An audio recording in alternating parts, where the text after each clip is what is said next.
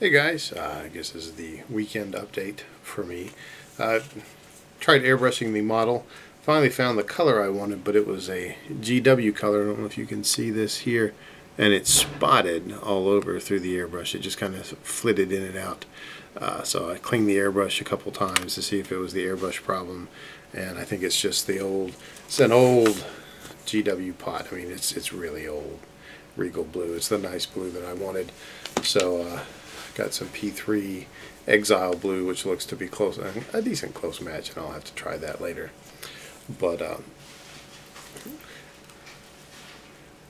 that's the status on that. I have finally assembled and primed all the last of these. I can't remember if this is the group that I showed you before or not, but I do have 64 pikemen all primed and ready to get painted, and then that'll be done, which is nice.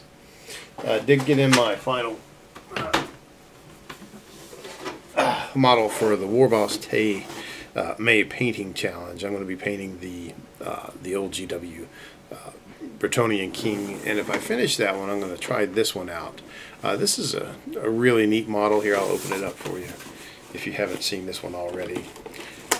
Pretty expensive as models go, but after reading the End Times books and kind of getting into those, I really had to have a Nagash model. See, here's the first, one of the two sprues. It's got all the little spirit googlies and the pieces of his cloak.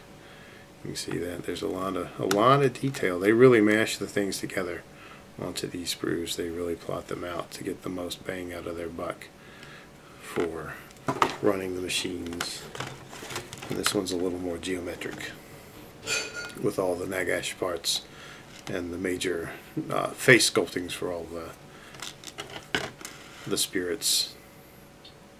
It's a really nice looking model. Of course, it comes in this gigantic base, which will make for fun and exciting building.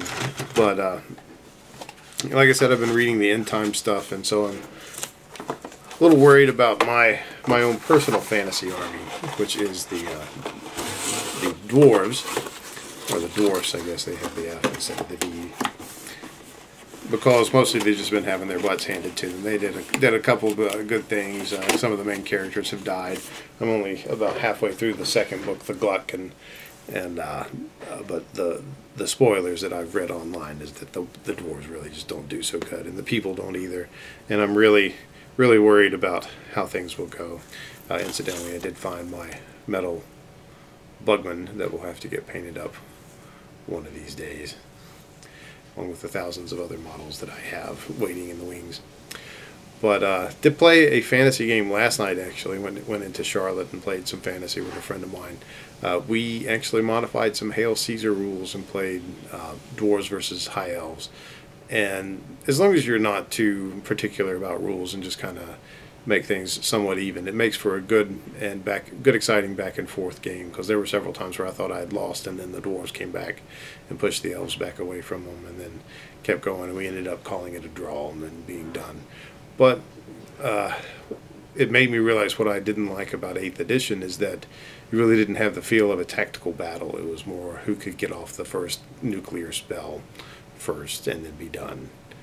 And it took kind of the fun out of the game, because it was too much random and not enough plotting. But again, that's what I like, is the plotting and being able to tactically defend your army instead of shenaniganly win a battle. But that's neither here nor there.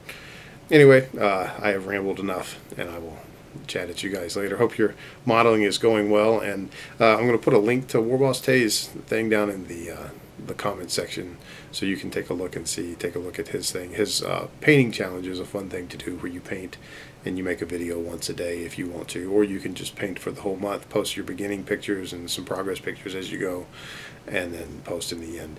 Or I managed to do a video a day. For last year's it was in July, this year's it's in May, but it'll be fun. And to put together an old GW model and then put together one of the newer grand models will, I think, be a good contrast for me to see the difference in the way things go.